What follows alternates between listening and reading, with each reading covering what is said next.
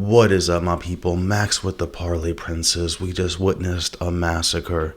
UFC Vegas 100. It was kind of fire, actually. The first, 4 or 5 fights were lit.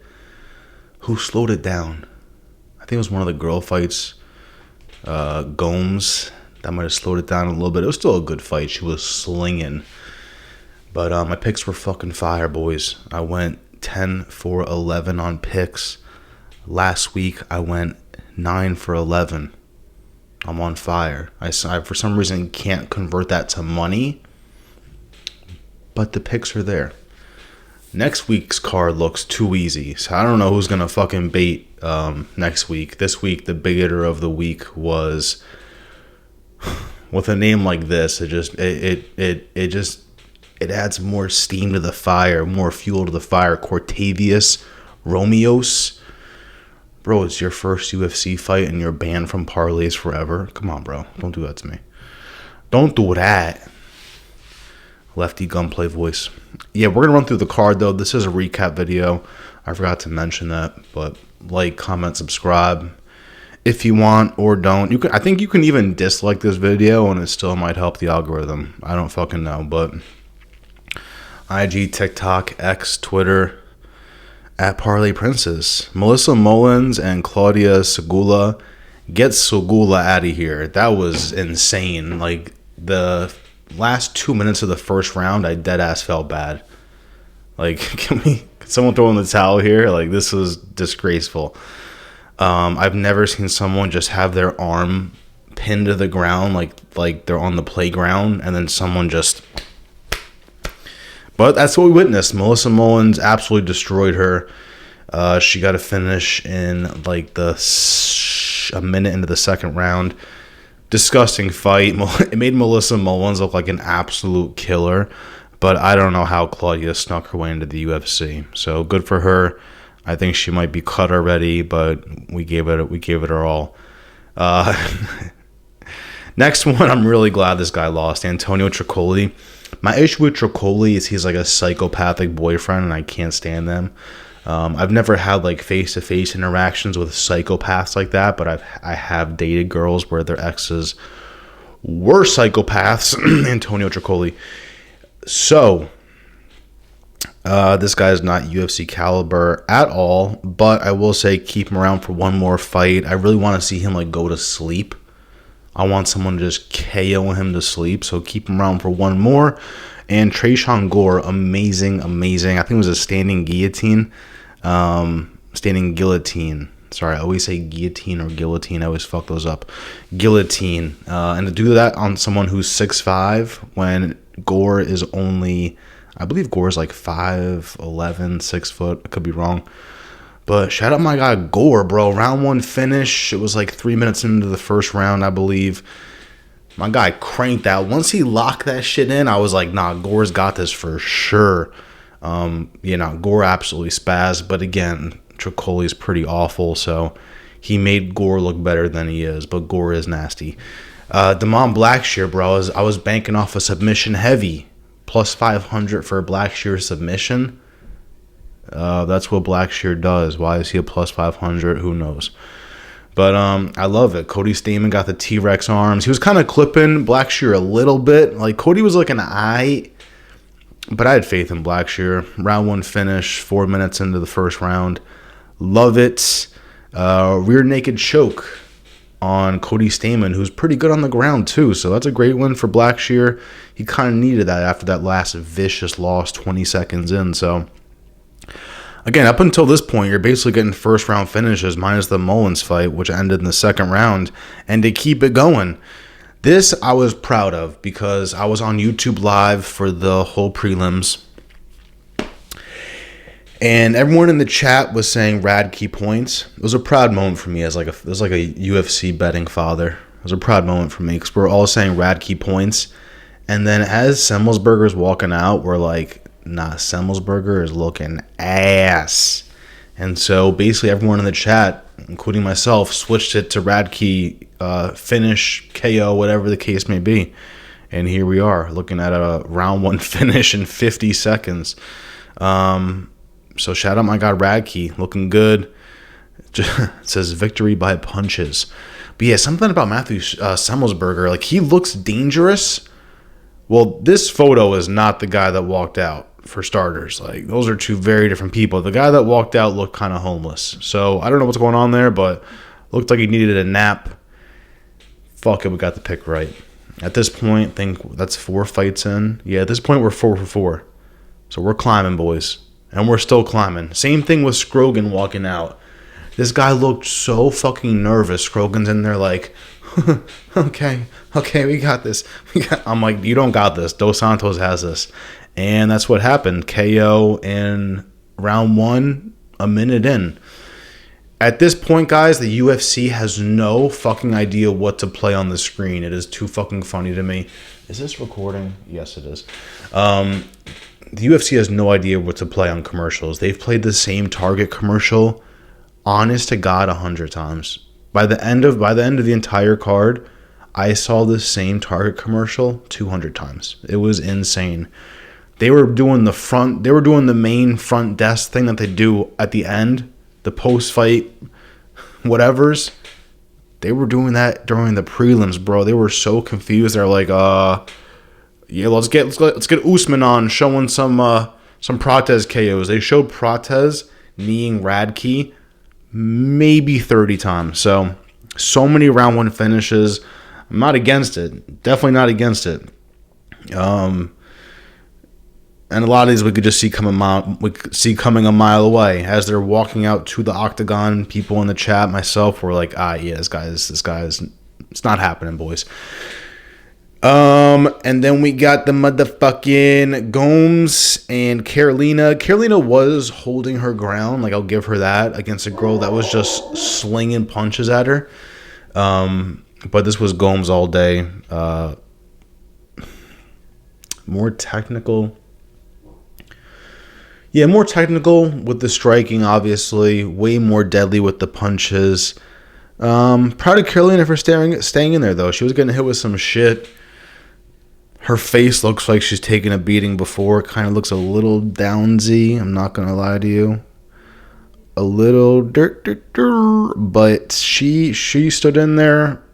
Gomes would have put me to sleep. So, Carolina, you did good. You did good. But that's not who I picked. And at this point, guys, we're still sweeping the card. I'll tell you who the guy that fucked my whole shit up is. Well, you already know because I said the baiter of the week in the beginning. Abdul Malik, bro, absolutely spazzed on my guy, Dusko. That shit was brutal. You could hear those thudding punches even if your shit was on mute.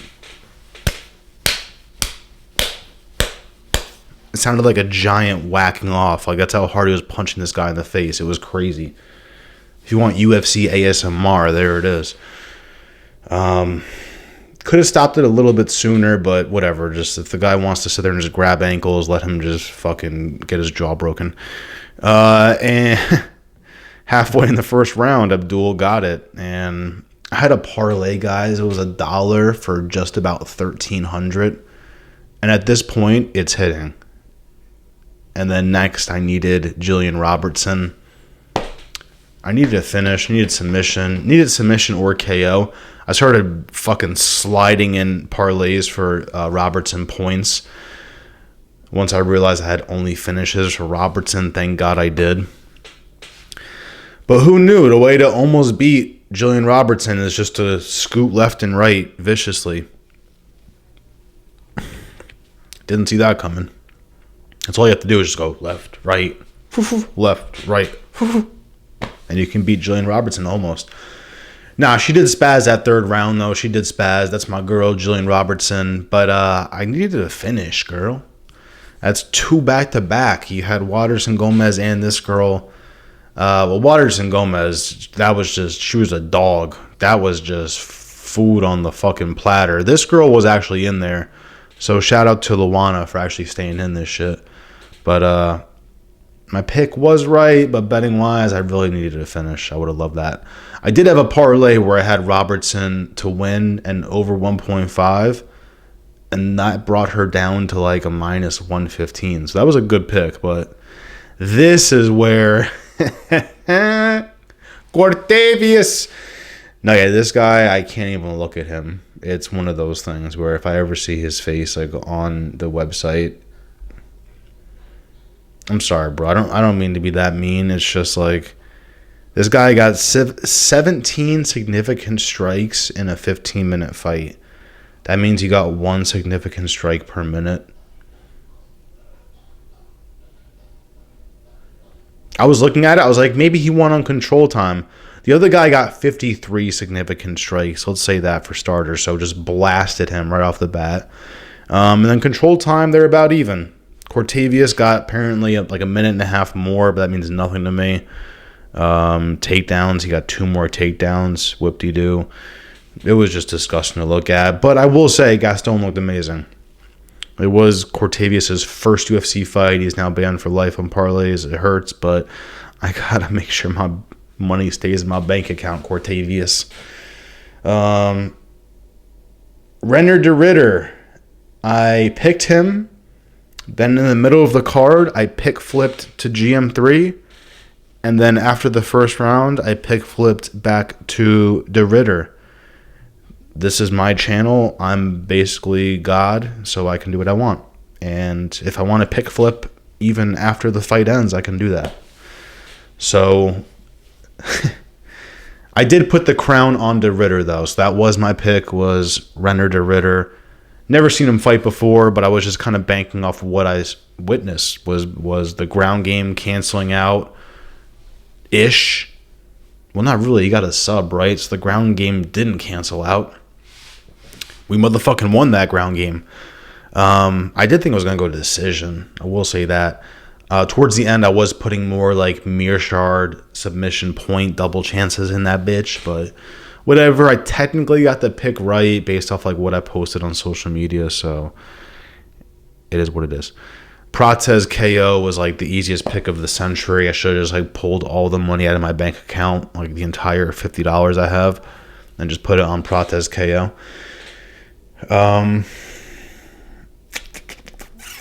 The odds on DraftKings were horrible. Odds on DraftKings were like minus 400 for KO. Odds on FanDuel were actually minus 280, so not bad. But I was doing parlays mixed with like Prates KO 2-3, and then I was doing Prates 1-2-3, so there was hope for some wins there. But Prates spaz, guys, what we kind of envisioned, just anything pressure against the cage wise, this guy is just disgusting. I think every KO has been against the cage.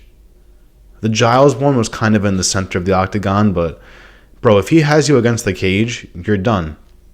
You're done. He can hit you with anything. It's disgusting. They said, too, he switched from MMA, from Muay Thai to MMA during the pandemic. That, like, forced him to switch. So fucking sick, bro. We're glad to have you, Prates. I love the fighting nerds. I was betting against him for the Giles fight. I was like, guys, do not pick Prates. This is Giles, bro. He's not nasty, but he's a vet. Even the fighting nerds, when it came to Gene Silva and Drew Dober, I'm like, if you pick Gene Silva, you're Special Eddie. And here I am, looking hurt. But again, 10 for 11 on picks, so I'm happy about it. My reputation's on the line, and we did good, but I want to win y'all money. It's just disgusting that I just can't convert this to money anymore. It's fucking disgusting. But 309, guys. 309, I'm going to do a prediction video tomorrow. I got to keep the topics hot, keep the videos hot. I do want to rob them for 309. I live 30 minutes away from MSG. Am I going to that shit? Absolutely not. They want $600 for a ticket. They can blow me for $600. And that is that, guys. Good card, though. I like the card. For like an Apex card, the shit was like an 8.5 out of 10. Sheesh. I kind of want to see the Magny fight go into the second round a little bit, but whatever. Good stuff, guys. I love it. Appreciate y'all for tuning in for the live as well. Keep an eye out for my video tomorrow for the 309 prediction video. Apparently John Jones is retiring. So let's get it, guys. Max with the Parlay Princess will be back. Peace.